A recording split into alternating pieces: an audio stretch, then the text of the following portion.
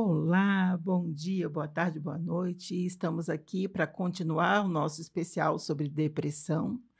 E agora nós vamos falar um pouquinho sobre casos clínicos, sintomas e também a depressão pós-parto, que eu acho importante a gente falar sobre isso. Isso mesmo. Bom dia, boa tarde, boa noite.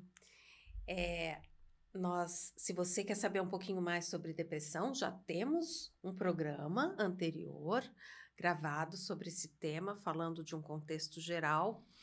E é interessante a gente lembrar que a depressão, ela é democrática, ela não vê idade, sexo, classe social, eh, nível de educação, Escolaridade. escolaridade, exatamente. Ela pode acometer qualquer pessoa que seja humana, ou seja, qualquer um de nós, né? Qualquer um. Aliás, é humano ter depressão, né? Uhum, Passar pela depressão. O sintoma da depressão, ele é natural a qualquer perda que a pessoa possa ter experimentado. E às vezes essa perda é inconsciente, uhum, né? A pessoa nem sabe por que está deprimindo, né? Mas aí ela começa com as dores físicas, né, na psicossomática, né? E a dor também deprime. uhum, Isso também é importante falar. Não é possível que uma pessoa com uma dor que não passa nunca não sinta, não deprima. uhum, Vai deprimir, porque a dor, está aí a fibromialgia, né, para provar isso. A dor que não cessa, ela leva o sujeito a deprimir, uhum, né? Porque a pessoa vai perdendo a condição de viver, vai perdendo a condição de se movimentar sem sentir dor, né? E a dor por si só, Freud dizia que ninguém consegue amar ou odiar com dor de dente, porque é a verdade. dor de dente está ali enquanto ela estiver gritando, nada mais vai funcionar, né? Uhum. É verdade. Ela tá ali, ela é forte, ela tá intensa. Tanto que quando nós estamos com alguma dor e tomamos um analgésico e dá aquele alívio, É. é praticamente uma sensação de felicidade, né? Ai, Ai, acabou. ai, que alívio, Ai, passou, passou. né? Graças a Deus, passou. E a gente negligencia muito, porque nós vivemos momentos em que nós estamos apenas tristes, não Uhum, estamos deprimidos. uhum. Falamos no programa anterior sobre a questão dos diagnósticos mal feitos Exatamente. e precisamos identificar. E se recebemos, às vezes, parece uma bomba, né? Ah, eu estou deprimido. Ou o contrário, status, estou com depressão, né? E existem pessoas que se alimentam disso, Sim, gostam de se gostam vitimizar. porque, né? Ah, não, como justificativa para muita coisa. Existem vários aspectos, né? Nós, quando falamos da depressão e dos sintomas, não quer dizer que todas as pessoas vão reagir da mesma forma, Uhum, como nós dissemos anteriormente. Existem pessoas que estão extremamente funcionais, mas por dentro elas estão sentindo, outras que não conseguem sair da cama, outras que abandonam tudo. E existe um sintoma da depressão que às vezes as pessoas não conhecem muito, que é a agressividade. uhum, A pessoa pode estar agressiva e estar deprimida, uhum. como um sintoma de depressão. Então, às vezes, nós vemos uma pessoa assim, não, fulano jamais está com depressão, imagina, Tá é mal brigando com todo mundo? educado, briga com todo mundo. Pode ser um sintoma também, Uhum. né? De que a pessoa não está bem. Às vezes é um pedido de socorro, uma forma de defesa A também. agressividade é um mecanismo de defesa, Uhum, né? E quando eu entendi isso, eu passei a me perguntar, mas pô, tá se defendendo do quê? Ou de quem? Né? Então a gente vai aos pouquinhos compreendendo como filtrar aquilo que a gente recebe do outro e não, isso é para mim, isso não é, tá gritando comigo, mas não sou eu aí que ele tá uhum, vendo, porque é uma questão da pessoa. E a gente vai entendendo assim, tá, mas tá se defendendo do quê? Em sala de aula, por exemplo, eu digo, quando o aluno passa a ser agressivo, eu digo, escuta, eu faltei o respeito com você? Aí o aluno geralmente vai dizer assim, não, então por que você está faltando respeito comigo? E geralmente esse aluno vai dizer, ai, professora, desculpa, eu não tinha percebido. exatamente. É algo que nem a pessoa percebe. Uhum, uhum. Ela nem Então, percebe. a questão da depressão ou da aparência que a depressão vai construindo dentro da gente, tem muitas nuances a serem percebidas, né? Eu já tive paciente que chegou na clínica, na primeira sessão, numa sessão, usou toda a caixinha de lenço, de tanto que chorou. Aquilo estava tão profundo, era uma dor tão profunda, era uma dor tão grave dentro da pessoa, que eu disse, eu vou te atender, eu vou te acolher, mas nós vamos precisar fazer um tratamento a 4 mãos com a psiquiatria. Ah, não, eu não vou tomar remédio. Eu não tomo remédio porque eu não preciso de remédio. Olha para você. Não precisa de... Qual é o problema de tomar remédio? Se tivesse com diabetes, não tomaria a insulina? Como que o teu cérebro está pedindo? Ele precisa. Eu, na psicanálise, vou levar muito tempo para conseguir trazer de volta a tua bioquímica necessária para que você se sinta bem dentro de você. Então, a psiquiatria vai sim colaborar e muito para que a gente possa fazer o nosso trabalho, até porque, geralmente, quando chega nesse nível, vem a ideação suicida. E a ideação suicida, ninguém quer acabar com a vida, quer acabar com a dor. Até mesmo porque nós temos relatos de pessoas que sobreviveram a uma tentativa de suicídio, que ela diz que no momento seguinte em que ela fez a tentativa, ela se arrependeu. Ela sobreviveu, mas ela no momento seguinte ela percebeu, não era isso que eu queria. Não iria resolver. Até mesmo porque o suicídio, todo suicídio é um ato de desespero. Se você fala que a pessoa cometeu suicídio, você diz que ela tem a capacidade, naquele momento, de discernir exatamente o que ela está fazendo. E muitas vezes não. É um ato de desespero. Tanto que se usa a expressão morte por suicídio. E aí, o que acontece? Você pensa assim, poxa, mas eu nem percebi. O que aconteceu? Por que fulano fez isso? Deixou uma carta? Deixou isso? Deixou aquilo? Muitas vezes, os sinais estavam evidentes. E ninguém via. E como que a gente pode perceber isso? É aquela coisa assim, a pessoa que era muito extrovertida, de repente ela começa a ficar quietinha. A pessoa que deixa de ir a compromissos que ela costumava ir com frequência. Aquela pessoa que era pontual e de repente ela começa a se atrasar. Pequenos detalhes que já podem ser um sinal de que eu vou ver no outro que algo não está bem. Ela está necessariamente com depressão? Não, mas pode ser algo que pode ser tratado, lidado antes. Eu gosto muito do trabalho do CVV, Centro de Valorização da Vida. Eu admiro demais esse trabalho. É um trabalho maravilhoso. Ele não é feito por profissionais, são pessoas comuns que são voluntários. E para quem tem vontade de conhecer um pouco mais, hoje nós temos a linha 188, que é o trabalho gratuito. É um trabalho realizado no Brasil inteiro, que ele pode ser, você liga de onde você estiver para esse número, vai para o primeiro voluntário que estiver disponível. É um trabalho de prevenção do suicídio. Mas como assim? Eu preciso estar com uma arma? Eu preciso estar já com o recurso ali do suicídio? Não.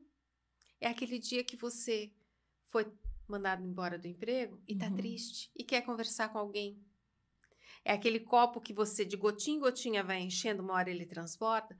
Você vai conseguir esvaziar esse copo lá no comecinho, na primeira gotinha. Falando com alguém, conversando, vendo que alguém se importa. Não é psicoterapia, mas é terapêutico. Ah, mas eu não preciso do profissional? Não, o profissional ele vai fazer um outro trabalho. Por isso que, no programa anterior, quando a gente falou sobre a fé, eu disse que você ter também uma atividade social, você estar exercendo a sua fé também é uma atividade social.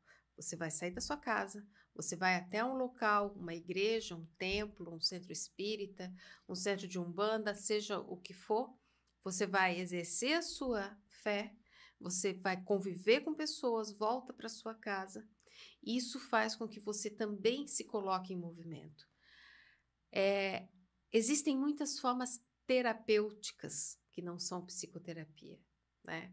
Mas, como eu tava voltando no CVV, precisa falar com alguém, mas eu não tenho ninguém, liga, conversa, alguém que não vai te julgar, não vai divulgar o teu problema, não vai te trazer uma resposta pronta, mas está ali do teu lado. É a importância da escuta, Uhum. né? Porque a depressão precisa ser acolhida em uma escuta. E, às vezes, a gente convive com pessoas que não querem escutar. Elas te ouvem para te responder e te agredir. Não há mais a comunicação de eu me importo com você. Há uma comunicação que você falou, eu quero responder porque eu que estou certo e você está errado.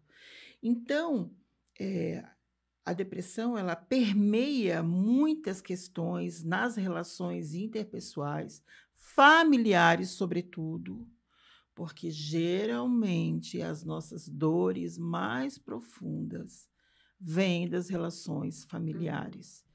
É a esposa, é o marido, são os filhos, é a mãe, é o pai, são os irmãos.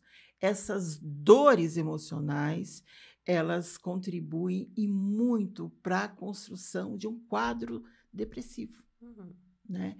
E se não houver profissionais que tenham olhos de ver e ouvidos de ouvir, nessa situação, a pessoa vai se sentindo sozinha, invisível. E é essa invisibilidade, quando o sujeito se perde de si mesmo, ele não consegue mais conectar com o que há de saudável dentro de si, é que ele vai construindo essa possibilidade, a ideação de, se isso acontecer, se eu morrer, tudo isso vai acabar. E é muito doloroso a gente ver isso no consultório, né? A gente não consegue lidar com a dor do outro, muitas vezes. Quando é muito comum chegar a pessoa dentro no consultório, chegar e eu pergunto o que te trouxe. Primeiro pergunto, já fez terapia? Se sabe o que é o trabalho de um psicólogo, tento deixar a pessoa mais à vontade. E eu pergunto, o que te trouxe? Né? O que fez com que você procurasse um psicólogo? E muitas vezes escuto, é tanta coisa que eu não sei nem por onde começar. Se eu for falar tudo que eu sinto, tudo que eu penso, eu vou ficar aqui até amanhã. Então, a gente vai trazendo o que é mais emergencial. E é tanta coisa que ficou guardada, né?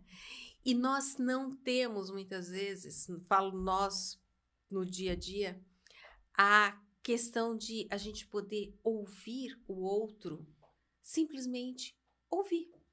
O que acontece? Se você chega para mim e diz assim, eu tô tão triste porque o meu cachorrinho tá doente.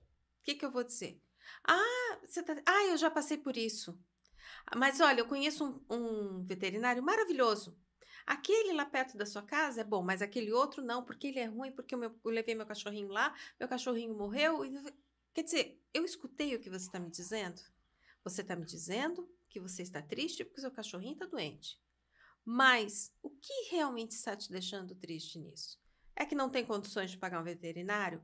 É porque você vai fazer uma viagem e vai deixar ele sozinho? É porque ele já está velhinho? O que está te deixando triste? Ouvir mesmo com o coração, né? Me fala, o que te deixou triste? Eu estou triste porque eu tenho que viajar, ele vai ficar... Não, mas ele já está medicado, ele já está bem. Quer dizer, você não está precisando de um veterinário. Você não está precisando de um conselho. Você está precisando apenas ser acolhida na sua dor. Né? E a importância desse acolhimento no momento da dor é capital. É capital para a nossa saúde, né? Por isso, a importância de a gente construir relações significativas e profundas, né?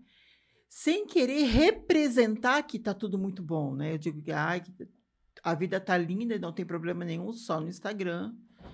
né? Porque não é assim, todo mundo tem dor de barriga, todo mundo tem dor de dente, todo mundo tem problema com mãe, com pai, com irmão, com o marido, com o filho, e faz parte.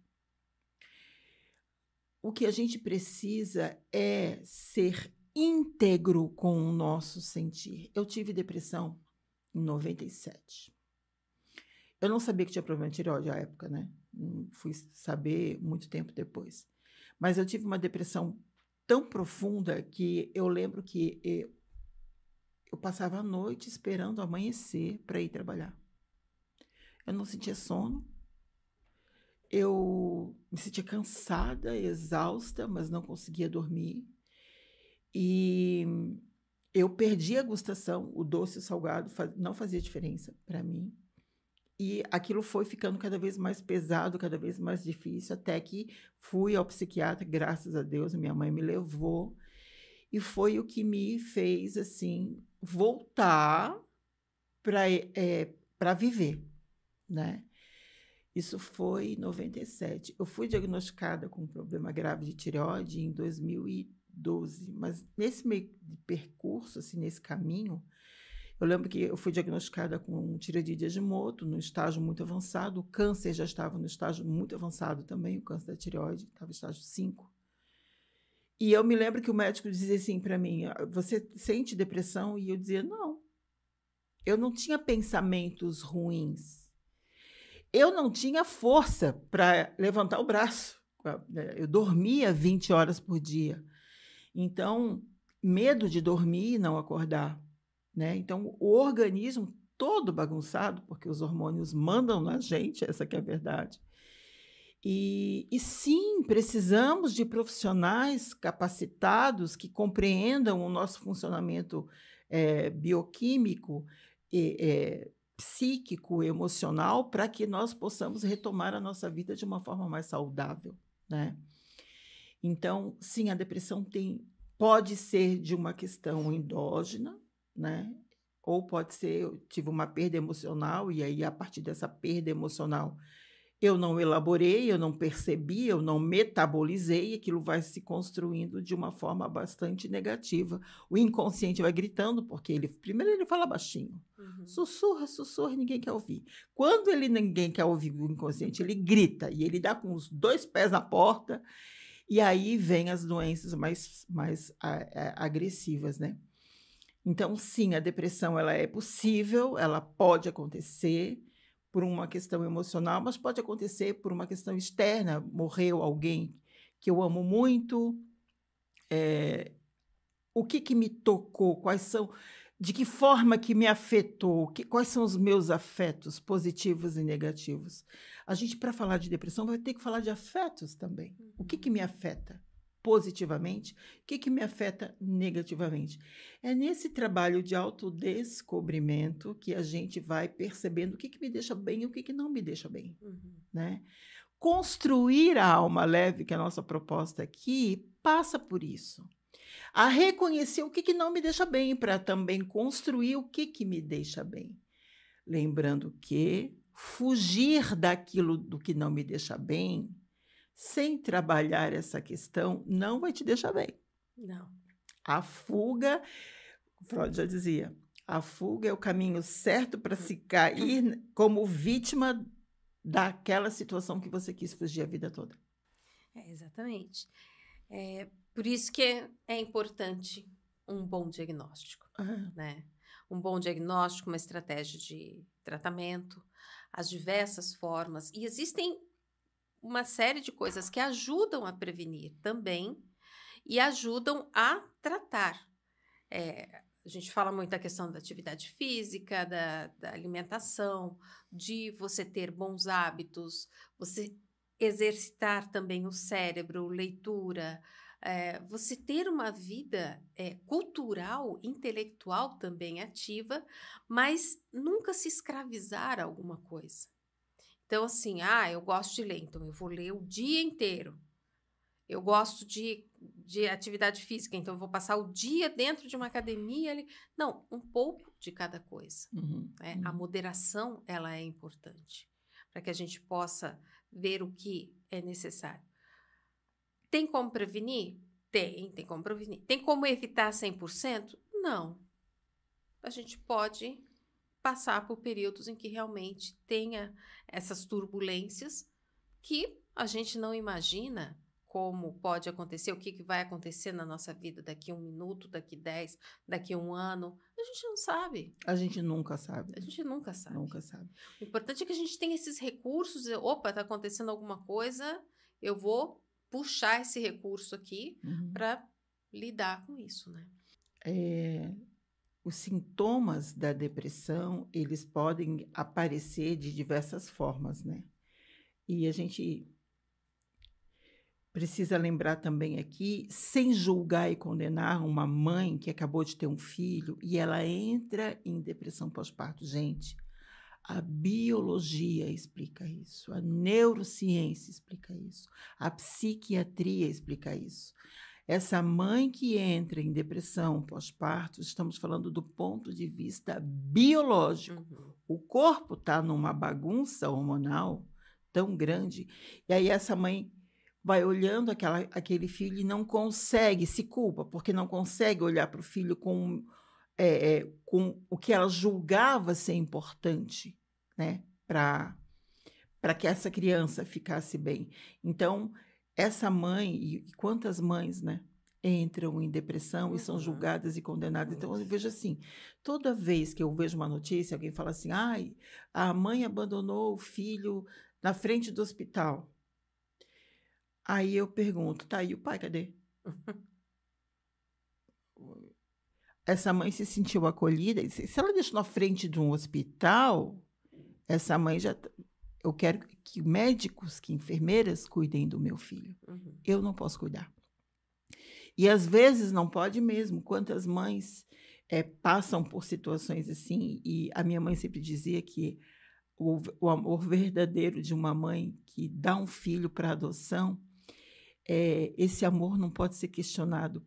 E ela disse que é a maior prova de amor. E eu dizia para minha mãe, então eu sou muito egoísta, porque se eu passar fome, meus filhos vão passar fome comigo. Aquela coisa da minha incapacidade à época de compreender a profundidade dessa fala da minha mãe, né? Porque, de fato, uma mãe que vê, eu passo muita fome, eu passo muita dificuldade, eu não quero meu filho passando por isso. Então, eu vou entregar para a adoção. Ou, quanta depressão tem ali, né? Ou a mãe, sabe assim, que ela não teria apoio de ninguém, ela não teria rede de apoio. Então, ela abre mão de ficar com esse filho por uma questão... E até mesmo por uma questão legal, você entregar um filho para adoção não é crime. Não Abandonar, é crime. Sim. Entregar para adoção não é crime. Eu posso dizer que eu sou mãe por causa de 2 mulheres que entregaram seus filhos para adoção. Tenho 2 filhos que foram adotados. E lindos, lindos. A minha cara, eu digo, é parecido comigo, não tem nada a ver. Mas... A família colorida mais linda. A Fanny, assim, a Ivani, vocês estão vendo, o marido é japonês e os 2 filhos são negros. É uma família linda, gente. Bem colorido. Cada um de um jeito, não tem um igual ao outro ali. Né? Mas, com certeza, o bordado de Deus está ali, né? É verdade. Bordado de Deus. Então, assim, eu sou muito grata a essas 2 mulheres. Porque na dor delas, que eu acredito que tenha acontecido, elas encontraram uma forma de garantir que aqueles bebês que acabaram de nascer, que eu não tenho nenhum tipo de notícias, ou eu não sei como foi essa gestação, eu não sei como foi, mal sei sobre o parto, mas essas 2 mulheres tiveram um gesto de desprendimento tão grande que elas deixaram seus filhos para adoção na esperança de que encontrassem um lar. Os 2 foram deixados no hospital, não foram deixados no meio da rua. Então, elas sabiam que ali eles seriam tratados. Teriam o cuidado que precisavam. Teriam o cuidado que precisavam. Não estariam alimentados, cuidados. Né? Eles tiveram alguns problemas de saúde quando nasceram, então foram assistidos e dali encaminhados para a adoção. Então, a gente não sabe o que acontece, até mesmo com momentos, às vezes, de insanidade que acontece depois do parto. Te Uhum, pega uma criança e diz assim, é teu, uhum. cuida, né? Agora é contigo. Agora é contigo. É Todo uma... mundo que vai visitar a criança, leva roupinhas, brinquedos, presentes, fraldas para a criança. E a mãe? E aquela mulher que está com dor, às vezes passou por uma cesariana, uma cirurgia, tem que amamentar, ela é cobrada pela sociedade de que ela tem que amamentar. De 2 E em 2 horas. coitada dela se ela diz que não quer, né? Não, você tem que amamentar, você tem que dar conta, você tem que. E muitas dessas mulheres estão sozinhas mesmo. Sim. Algumas têm rede de apoio. Quando eu adotei meus filhos, eu não tinha rede de apoio nenhuma.